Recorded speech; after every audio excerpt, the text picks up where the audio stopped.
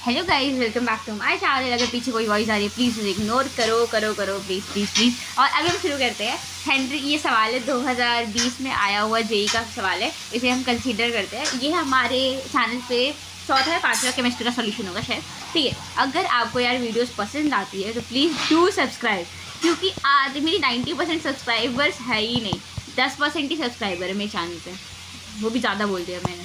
ठीक है, तो या सब्सक्राइब कर दो ना, क्या हो जाएगा सब्सक्राइब करने से। ठीक है, अब शुरू करते हैं इस क्वेश्चन का सोल्यूशन। अब अल्फ़ा क्या है, अब हमसे क्या दे रखा है, हमें एक की टेबल बना के यहाँ पे दे रखा है, और ये टेबल हमें गिवन है, और 4 गैसेस का हमें बता रखा है जिनका हमें क्या पता है, हेनरी कांस्टेंट पता है। अब हमसे क्या पूछा है, अब हमसे सॉल्युबिलिटी पूछा है, और इस टेबल की हेल्प से हमें बताना है कोई इन्फॉर्मेशन दे रखी है, और दिस टेबल इम्प्लाइज दैट।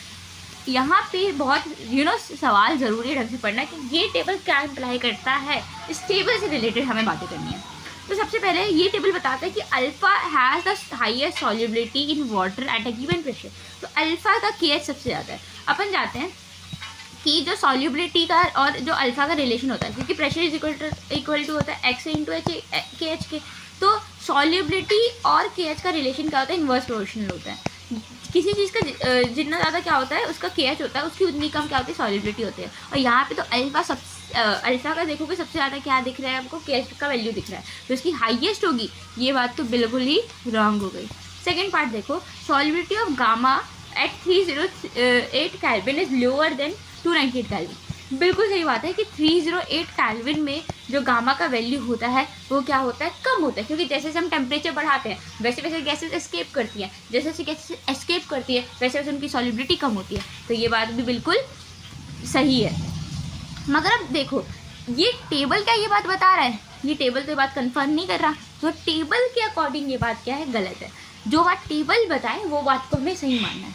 अब pressure of 55 point molar solution of gamma is 1 बार। देखते हैं कि 55.5 मोलर। ठीक है, तो अपन जानते हैं, फॉर्मूला जानते हैं कि प्रेशर जो होता है वो कैसे निकालते हैं, एक्स इंटू के एच से। एक्स से क्या होता है, मोल फ्रैक्शन ऑफ ए होता है। ठीक है, के एच का वैल्यू हमें पता होना चाहिए। किसके लिए पूछा है, गामा के लिए बोला है। गामा के लिए कितना है, के एच का वैल्यू 2 × 10⁻⁵ है, और एक्स का वैल्यू कितना है, एक्स से बोले तो मोल फ्रैक्शन ऑफ ए, तो 55.5 मोलर दे रखा है, तो मोल्स इतने हैं, डिवाइड बाई टोटल मोल्स करेंगे। ठीक है, टोटल मोल्स कितने हो जाएंगे, 55.5 प्लस, अगर कुछ ना गिवन है, मोल गिवन है, तो हम 1 लीटर मानते हुए चलते हैं। 1 लीटर में बोले तो 1000 ग्राम के इक्वल होगा, और 1000 ग्राम डिवाइड बाय क्या करोगे, 18 करोगे, 1000 ग्राम डिवाइड बाय 18 करोगे तो सिंप्लीफाई करके 55.5 ही आता है वो भी। तो ये पूरा कट जाएगा 1/2 से। ठीक है, और यहाँ पे जो के एच की वैल्यू दे रखी है वो किलो में दे रखी है, किलो बार में दे रखी है। यहाँ पे ध्यान से देखो, किलो बार में है, तो हमें बार में आंसर निकालना है, तो इंटू 10⁻³ भी हमें करना पड़ेगा। 2 से 2 कैंसिल, तो आंसर क्या है, 10⁻⁻² आ रहा है बार। तो ये आंसर तो गलत हो जाएगा, क्योंकि हमसे क्या बोला है, 1 बार बोला है, तो ये आंसर गलत हो जाएगा। वैसे पता चल गया ऑप्शन 4 ही हमारा क्या है, करेक्ट ऑप्शन है। बट एक और बार हम चेक कर लेते हैं, बोला है जो प्रेशर है 55.5 मोलर सॉल्यूशन का, गामा का वो कितना है, 250 बार है। लेट्स चेक इट, क्या सही में 250 बार आ रहा है।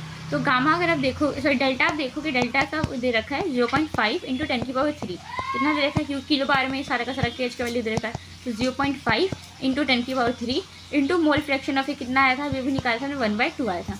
इसे काटोगे तो कितना आ जाएगा, 0.25 × 10⁻³, और इसका सिंप्लीफाई करोगे तो कितना आ जाएगा, 250 इज योर आंसर। तो ये बात बिल्कुल सही दे रखी है, और यही आपका करेक्ट उत्तर भी हो जाएगा। Thank you, I hope you understand this question.